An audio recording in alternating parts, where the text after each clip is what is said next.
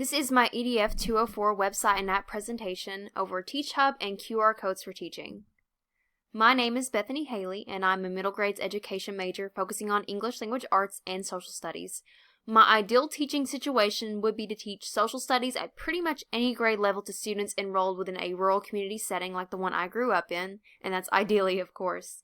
And an interesting fact about me is I actually married my boyfriend of 5 years back in October. So what is TeachHub? TeachHub is a website that allows teachers to access lessons and videos and an online learning service to utilize in their classrooms. There are many header pages for information to be accessed by teachers, including lessons and teaching tools, tips and topics, graduate program information, professional development information, community and teacher blogs. However, one page that I actually found very useful was the tips and topics section, and that can be used to find out information such as how to integrate holidays into the classroom curriculum, how to manage the classroom, and how to assist students in furthering their learning outside of the classroom.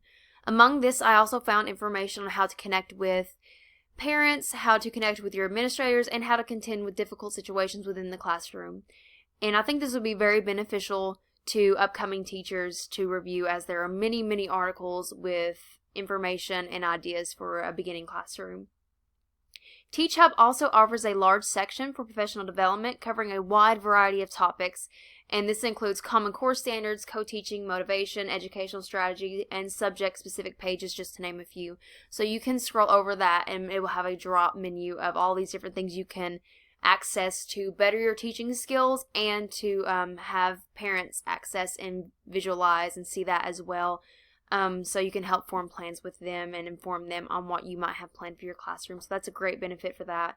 And TeachHub also offers users access to professional development by allowing teachers to connect with one another, which is very beneficial. So you can create an account and send messages to other teachers to network.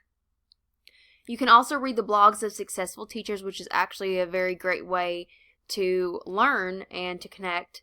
And another interesting thing that TeachHub offers is the ability to book a TeachHub in-service speaker to provide professional development services to help train teachers. So an administrator at a school could actually contact an in-service speaker to come to a school on a professional development day to work with teachers as a professional themselves to better their skills within the classroom. So I think that is a very interesting feature that this website offers. Student tech engagement through e-learning assignments is the type of tech engagement this website offers. And this program is aligned with Common Core standards and engages students through the exploration of current world events in an educational setting and in an age-appropriate way. The teacher can create an account and add their classroom, and teachers can choose a daily current event or actually refer back to a variety of reading options for coordinating assignments. E-learning assignments is very beneficial as it features many different options for learning and benefits for learning. It focuses on student interests and relevant topics, and because of the large library, a teacher could pull information such as topics about hoverboards or iPhones or movies or nature, anything that might intrigue a student. The teacher could pull a topic about that and have them work on that certain topic so that they can stay engaged in the lesson. Assignments can be completed at home or at school, which is great if the student does not have technology that is reliable at home. It promotes vocabulary development and writing skills, as a teacher can put multiple choice questions that are provided or even opt for open response questions. The program updates daily with new articles, and teachers can assign those articles and assignments to the entire class or on an individual basis. And auto-grading and teacher-created options for feedback make grading the assignments quicker and easier for the teacher themselves. E-learning for a variety of learners is great because it allows the teacher to integrate usage of technology for students in the classroom while differentiating instruction. E-learning assignments can be assigned to an entire class or individually based on the student's reading and learning levels, meaning that students who are gifted could be given higher level reading and coordinating assignments, while students who may have difficulty in reading or are performing below grade level could be given challenging assignments, yet those assignments would be more appropriate for them. If a student shows improvement, the teacher has the ability to move the student up to more difficult assignments as his or her skills improve, which is a really great benefit, and teacher can monitor their learning in that way. And it is beneficial to visual learners because they can visualize the text on screen and even see connecting videos to go with that. And it can be combined with a text-to-speech technology like read-write for students who are more auditory learners. And this would also be beneficial for students who are English language learners as well. And for students with hearing and visual impairments, we can also use supplemental technologies like read-write that is very reliable to better promote learning and even to take away some of the more complexity of the page to make it more easy for students with disabilities to learn. So QR codes for teaching was a very interesting topic to cover. And for those of you who do not know, QR codes are machine-readable codes consisting of an array of black and white squares, typically used for storing URLs or other information for reading by the smartphone, by the camera on a smartphone. And that also goes for tablets nowadays, as many tablets have similar functions to smartphones with apps and cameras. And the reader that I chose to observe was the KWA reader, and it is available on most smartphone devices, including Android and Apple. QR codes can be used to link to web pages, display pictures, view videos, send short messages that are visual by text or auditory by vocal recording, connect to Wi-Fi, and even bookmark pages.